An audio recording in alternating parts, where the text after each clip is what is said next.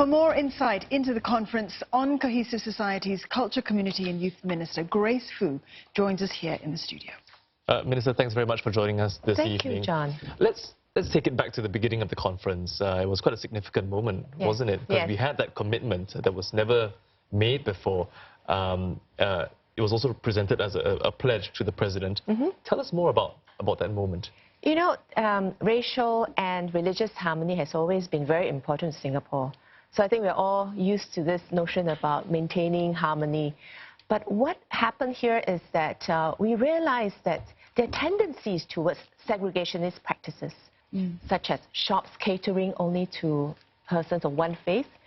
We have a laundromat that says that, you know, we'll only serve, follow believers of a certain faith. And we don't agree with that kind of behavior in the society. And so we started a discussion with all the major religious leaders, and we said, what kind of multiracial, multi-religious society do you want to see in Singapore?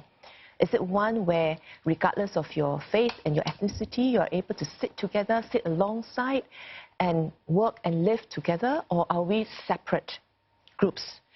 So we had a very good discussions, and we came up with this commitment.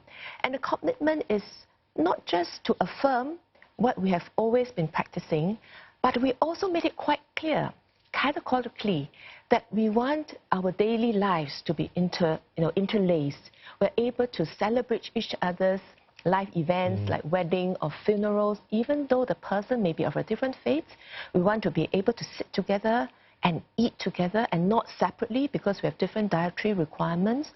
And I think it boils down to what kind of society we like to see for Singapore. And we have very encouraged by the number of religious organizations that come on board. We have 250 of them already signed up, committed to it. And we are going to talk to a lot more people, because racial and religious harmony is not just between people of faith.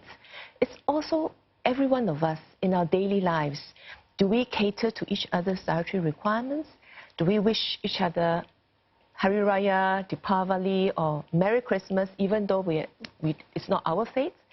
And I think if we are able to celebrate each other's festivities, we are able to come together, spend time together, have our leisure activities together, regardless of race and language and religion. I think that's what multiracial, religious Singapore is about. Minister, you've highlighted very clearly there just how important conversations like this are. And this event, it was the first for Singapore on this level. What outcomes have emerged, and can we expect this to be perhaps an annual affair? You know, we were very, very encouraged by the turnout. We have more than 1,000 participants, a third of them coming from outside Singapore.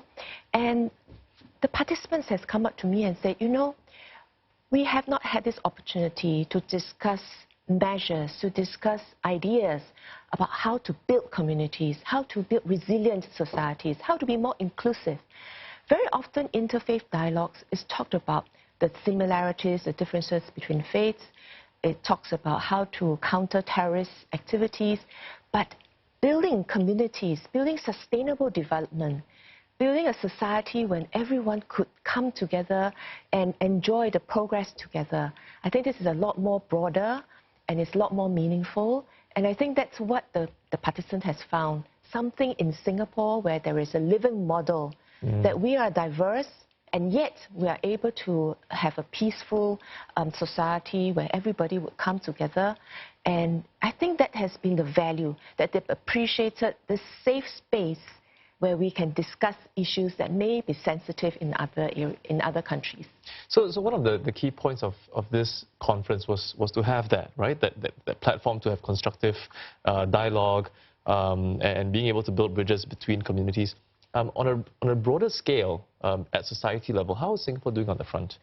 You know, we have always had this regular dialogue. At the national level, I myself will have regular dialogues with the religious leaders of the APEX organization. But we have also many opportunities at the grassroots, at the local level. We have the interracial and religious confidence circles at every division, where the local temples, churches and mosques would come together, and they will discuss about preparedness for terrorist attacks or SG secure issues. But I think looking at all these structures and formats, what is not usually articulated is the fact that we are sitting down with one another, even though we are different faiths. We are having discussions, we are having tea, we are looking at each other in the eye and say, you know, you are another human being just like me. We may have differences, but we have a lot in commonalities. I think that has been the value of such platform. It's about building that personal relationship that through the time, through regular dialogues, regular meetings, we're able to know each other. We have friendship being built. We have a trust between the people. And this is what resilience is about. That, you know, it's no longer just a face, no longer just a label, a name. And it's a chance to get past our, you know, sort of preconceived ideas or prejudices, and really put a name to a face, to that name, to the person. Minister, you make an important point there, that apart from common ground, it perhaps really boils down to trust, that very important word there. And we've also talked about constructive interaction, that it has to be meaningful. Can you give us some examples of what this constructive interaction might be? Yes. So actually we had very good discussion with the youth leaders. We have about 100 of them. Half of them are from Singapore and the other half from outside Singapore. And they talk a lot about, the interesting thing is that they were not given an agenda. We just say, go and, you know, discuss what you like to talk about and tell us what you like to see the future to be, because you are shaping the future. And they talked about the commonalities of religions, of what boils down to compassion, to empathy, to service. And when you can find those commonalities, you can do things together. You can help the needy, you can help the poor, you can help the marginalized community, because you are able to find that common values between the people. And I think this is what we think a lot of constructive outcome can come out of this interaction. We can decide to do, you know, help each other in impoverished part of the society.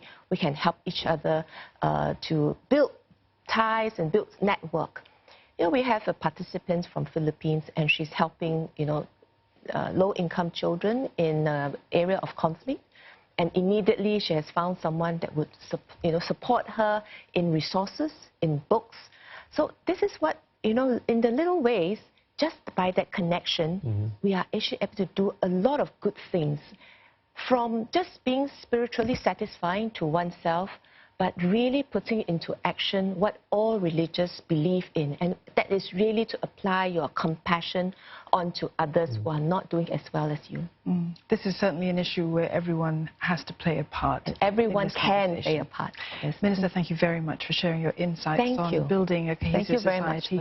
We've been speaking there to Culture, Community and Youth Minister Grace Fu.